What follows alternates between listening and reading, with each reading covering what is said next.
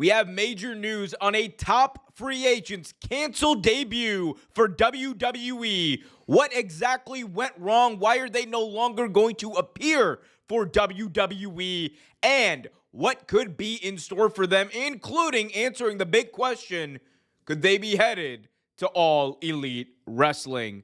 We're going to look at that. We're also going to take a look at a recent quote from Chris Jericho firing back at critics who admonish and criticize the Jericho Vortex. Jericho had some pretty strong words and made an argument. We're going to take a look at that as well. All of that and much more coming up right here in this video. I'm Omer Q for Real Take Wrestling. Be sure to leave a thumbs up, subscribe, and hit that notification bell so you get notified whenever a new video is released. All right, let's talk about the major debut that apparently was canceled. Let's take a look at it. Top wrestling free agent Josh Alexander, former TNA Impact Wrestling World Champion, stated that he was supposed to debut for NXT and things seemingly went wrong. Here's what he had to say in a recent interview with Straight Talk Wrestling. Quote, "There was one certain situation where I was supposed to go and it did not happen. There were maybe two other situations where I was asked to go and it got shut down for whatever reason that was. No hard feelings on my end. I have options on the table, so there are no hard feelings or nothing like that. There are definitely plenty of stories that could have been told, whether it was the North reunited for one night only, or if we went one-on-one with Ethan Page in some capacity, just because of all of the history together." That was, again, former top TNA champion Josh Alexander. Josh Alexander, for those of you who may not be familiar with him, Google him, kids. He is one of the best pure wrestlers out there today, a bona fide talent and a wrestling machine, you could even say, in the vein of Kurt Angle. This dude has it all. This dude is spectacular. He knows exactly how to tell a story in the ring, which makes this whole situation between him and NXT kind of peculiar, because we know that NXT and TNA have had a relationship and now an official partnership for a while. But one of the big questions coming out of that was, okay, when are people like Josh Alexander going to cross over? When are people like Ethan Page potentially going to cross over to that side? Well, we know the Ethan Page story is something to the effect of, well, Ethan Page and TNA, they didn't really end on good terms, so for whatever reason, that's not going to happen that way. But everyone was always talking about the possibility of Josh Alexander coming over to NXT, and that maybe being a foot in the door for him. He now is a top free agent. He has no contract with TNA, and the question now is going to be, are we going to get him in WWE, or will he go over to AEW? That is, again, a very large shadow that's kind of looming over the wrestling free agency talk. We know that the likes of Speedball Mike Bailey and others have gone to AEW. We also know that there are going to be other free agents available likely later this year, like Ricky Starks or Ray Phoenix, who are basically more than likely headed over to WWE. But the question remains on Josh Alexander. What's he going to do? If you look at the landscape as it currently is, it would make sense for WWE to be the most likely landing spot. That's what I would think. I think that the stories that he could tell there, like he stated in that interview, are probably some of the more compelling you could do with him on TV. And you combine that with the fact that he's not someone who necessarily needs a lot of preparation or whatever to really get over. But I think within the current WWE structure, they are more sports entertainment than they've ever been. They're not about the wrestling. They're not about the in-ring action as much as they used to be, even though there's still a lot of great matches to be had in WWE. At the end of the day, a show like NXT, which focuses more so on professional wrestling, which focuses more so on building up pro wrestling stories in the more traditional sense, I think that's more conducive in the WWE system for Josh Alexander to have success. That doesn't mean that it's going to happen, but that's what I think, given what I know about him. You look on the flip side in AEW, I think AEW would be more than willing to pay Josh Alexander a boatload of money to come in and absolutely kick ass in the ring. And it would be entertaining, fun to watch, and all that. The big question with AEW is, what do you do with Josh Alexander? And more importantly, it's how do you make him feel important from a storytelling perspective? And that doesn't mean that Josh hasn't told good stories. I want to be clear about this. Josh was a very good storyteller in TNA. The issue that if you're AEW is you're dealing with a bit of the perception issue of your company, not having all the great wrestlers, but not telling stories.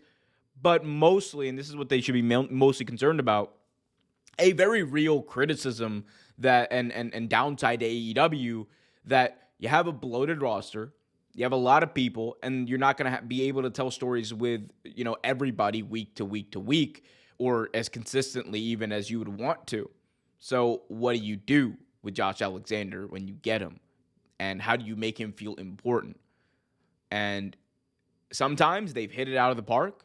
Look at what they've done with Ricochet. I think they've hit that out of the park, and there's no question about that. That has been the best stuff that Ricochet has done in his entire career.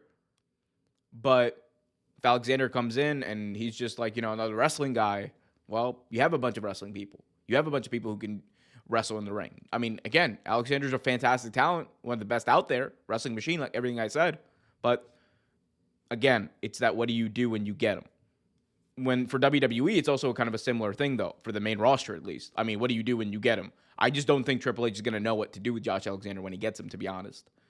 And that's my worry for WWE. I think AEW probably has a better chance of figuring things out in the short term. NXT would probably be the best place for him. But in the end, Josh Alexander has paid his dues. Josh Alexander has wrestled in bingo halls. He's wrestled in arenas. He's wrestled everywhere you could imagine.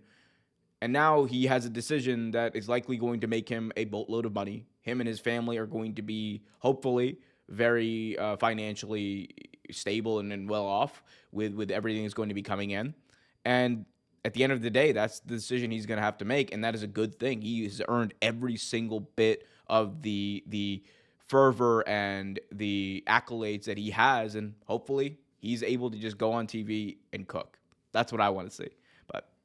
Let me know what you guys think about this in the comments section. Also, be sure, if you haven't already, to become a member here over at Real Take Wrestling. Guys, you become a member, you get access to some exclusive perks, including custom emotes. You also get chats highlighted during the live streams.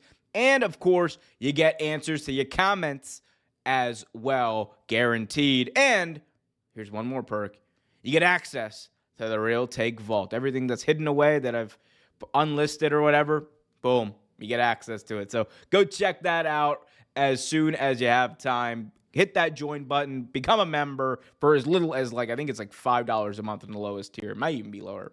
Actually, no, I'm not going to promise that. So I think it's $5. Anyway, $5 a month. Become a member over here. Hit that join button. Anyway, let's move on. Oh, that's nice, Chris. That's very nice. That's very nice of you, Chris Jericho. Thank you for that. See, that's what happens when I plug my membership. So people just get really mad and flip me off. All right, Chris Jericho, let's talk about him. So Chris Jericho, I love that I chose this picture. Chris Jericho has been the on the receiving end of quite a bit of criticism. The former Y2J has been criticized for so much over the last couple of years, from the Jericho Vortex being one of the most dragged out and unwatchable things in AEW, to his promos being as cheesy as Provolone and the joke that I just made itself. But he fired back against a lot of these criticisms in what is going to be a new episode released over by Chris Van Vliet on Insights. Let's take a listen, or a look, I should say, at what he had to say here. I always love the concept of the Jericho Vortex and how anybody that works with me gets dragged down. Name one. Name one person that got dragged down from working with me. Maybe afterwards they didn't go higher, but that's not up to me. I'm not in charge of booking the entire company. All I can do is influence stories that I work on. But everybody that I can think of who worked with me certainly went to a higher level. I did a year with MJF, and look at where he's at. Daniel Garcia, Sammy Guevara. Oh, we got to talk about that one. Sammy Guevara. Daddy Magic last week comes off of commentary, gets a big pop. Who do you think put him in that position? All of those guys. I mean, I think Big Bill and Brian Keith have grown by leaps and bounds from working here with me. Now, I'm not going to take umbrage with the last part of what Jericho had to say, even though he's being very rude to me right now. But what I will say about this is there is truth to the idea of people getting the rub from being with a guy like Jericho. He's been in the business for over 30 years. He's done everything and anything you could imagine in this industry. He's rechanged himself, reinvented himself, innovated himself time and time and time and time again. So there's a lot to learn. There's a lot to pick up. There's a lot to grow from, especially when you're a young talent. That's all understood. That's fine. That's well. That's good. The issue is with Jericho, the stuff that he's doing on TV most of the time doesn't really matter. Whereas in the past, things used to matter because Chris Jericho was doing it. Now they're irrelevant because Chris Jericho is doing it. And while you still might see the growth from the experience that some of these guys are getting, like Brian Keith would, or like a Big Bill would from being with Jericho, the fact of the matter remains, the Jericho Vortex is a real thing. Because to a lot of fans, it's something that people don't want to see. I've been to plenty of AEW shows. I think I went to like 6 or 7 last year. And the number one common denominator on all the shows that I've been to, at least in the past year or two, has been, oh, it's the Jericho match. Everybody's getting up to go to the bathroom. Everybody's getting up to stretch their legs. Everybody's getting up to go to... That's what it is. And that doesn't mean that Jericho and everything that he's given to the industry or whatever is nothing. What it does mean, though, is that I think people are tired of Jericho. And I think one of the good things about Jericho is he would always go away for a couple of years, or every few years he would take 6 months off. He would go away, and it would give you time to miss him. It would give you time to get used to not seeing him on TV and being like, oh man, well, Jericho's back in, it'll freshen things up. He always remained current. And I think he's been on TV now for almost 6 years straight at this point.